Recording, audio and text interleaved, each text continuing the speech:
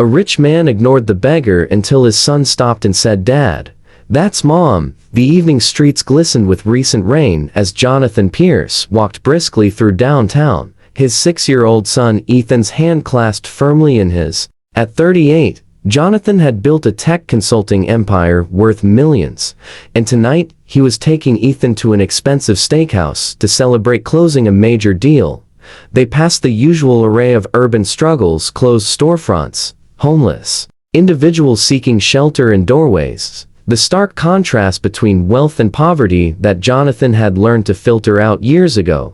"Daddy, walk faster," Ethan urged, matching his father's quick pace. "We have a reservation," Jonathan said. "Can't be late." They were nearly past when Jonathan noticed a woman sitting against a building, a worn stroller beside her containing a teddy bear and what looked like all her worldly possessions. Her blonde hair was matted, her clothes threadbare, and she held a cardboard sign that Jonathan did not bother reading. He had trained himself not to see these people. Seeing them meant feeling something, and feeling something meant confronting uncomfortable truths about the world he had insulated himself from. But Ethan stopped walking. "Daddy, wait," the boy said, pulling against his father's hand. "Ethan, we need to go." "Our reservation, Dad," Ethan interrupted, his voice suddenly strange and small. He was staring at the woman with the stroller. "That's Mom." Jonathan felt his blood turn to ice. "What?" "Ethan, your mother is." He stopped himself, the lie catching in his throat. 3 years ago, Jonathan's wife Sarah had struggled with severe postpartum depression after Ethan's birth. When Ethan was 3, she had had a complete breakdown. Jonathan, overwhelmed and unable to cope, had committed her to a psychiatric facility. Then, consumed by shame and his own inability to handle the situation, he had told everyone she had died. He told Ethan his mother was in heaven. He told his colleagues she had passed away from an illness. He rewrote his family's history because the truth was too complicated, too messy, too threatening to his carefully constructed image. Sarah had been released from the facility 8 months later, but by then Jonathan had already built his new narrative. She tried to contact him, tried to see Ethan, but he had lawyers threaten her with restraining orders. He told himself he was protecting his son from instability. In reality, he was protecting himself from judgment. Now, his son stood frozen on a sidewalk, staring at the homeless woman with the stroller. "Ethan, that is not your mother," Jonathan said firmly, trying to pull his son along. "Your mother is gone. We talked about this." But Ethan pulled free and walked toward the woman. "Mommy?" The woman looked up, and Jonathan's carefully constructed world shattered. It was Sarah. Thinner, weathered, exhausted, but unmistakably Sarah. Her eyes met Jonathan's, and he saw 3 years of suffering in that single glance. "Ethan?" she whispered, tears immediately streaming down her face. "My baby?" Ethan stood between them, confused and scared. "Daddy said you were dead." "Daddy said you were in heaven." Sarah's expression broke. She looked at Jonathan with a mixture of heartbreak and rage. "You told him I was dead?" Jonathan felt the ground shifting beneath him. People were starting to stare. His perfect evening, his perfect life, his perfect lie, all of it crumbling in real time on a city street. "Sarah, you are not." "Well, I had to protect him." "Protect him?" Sarah's voice cracked. "You told our son his mother was dead. You had lawyers threaten me if I tried to contact him. I have been living on streets trying to survive while you told everyone I was dead." Ethan started crying. "You are not dead. You are alive. Why do you live here? Why did Daddy lie?" Jonathan felt every eye on the street watching him. The wealthy businessman exposed as a liar and a coward. The father who had erased his child's mother rather than deal with mental illness. "I was trying to do what was best," Jonathan stammered, but the words sounded hollow even to himself.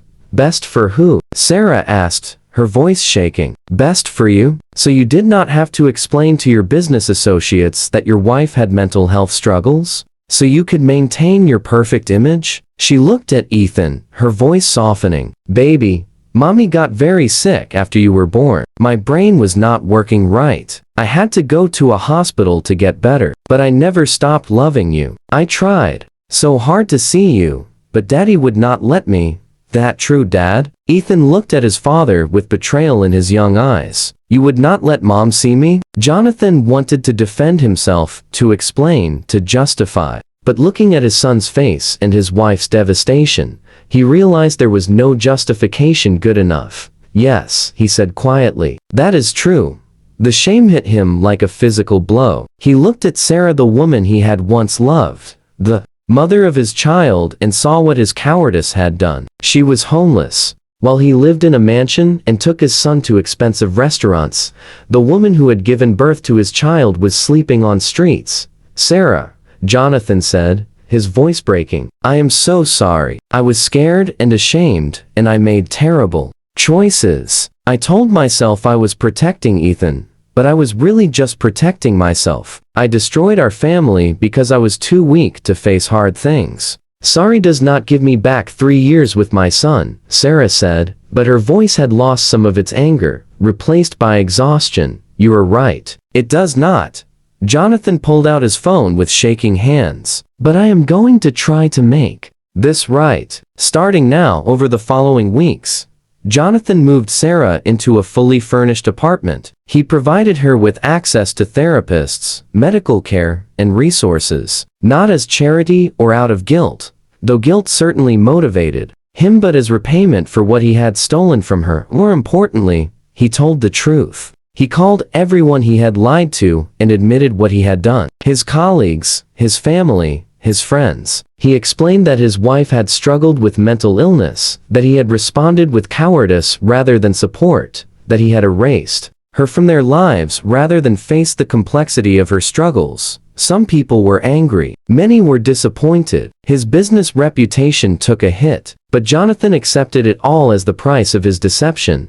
The hardest conversation was with Ethan. "Daddy lied because he was scared," Jonathan explained to his son. "Mental illness is real and hard, and Daddy did not know how to handle it. So instead of being brave and helping Mommy, Daddy tried to pretend the problem did not exist. That was wrong. Very, very wrong." "But Mommy is alive," Ethan said, his young mind trying to process everything. "That is good, right?" "Yes, buddy. That is very good." 6 months after that night on the street, Sarah had stabilized. With proper medication, therapy, and support, she was healthy and functioning. Jonathan worked with lawyers to establish shared custody, not because courts forced him, but because it was right. One evening, as Jonathan dropped Ethan off at Sarah's apartment for her custody time, he lingered at the door. "I destroyed 3 years of your life," he said. "I erased you from our son's world. I do not deserve forgiveness." Sarah looked at him steadily. "No, you do not. But I am choosing to forgive anyone because you deserve it.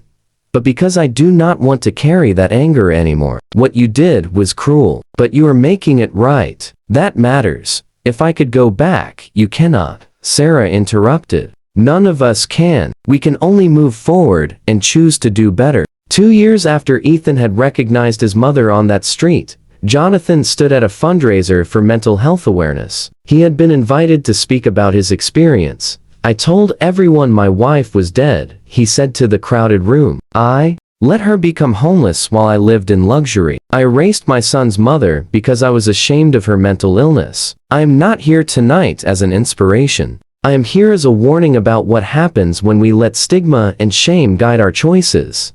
He saw Sarah in the audience with Ethan. She had agreed to come, to support the cause, even though Jonathan's story inevitably included his failures toward her. "Mental illness is not a character flaw. It is a medical condition. My wife was not weak or broken, she was sick. She needed support, and I gave her abandonment. I have spent 2 years trying to make amends, but I can never give back what I took. All I can do is tell you.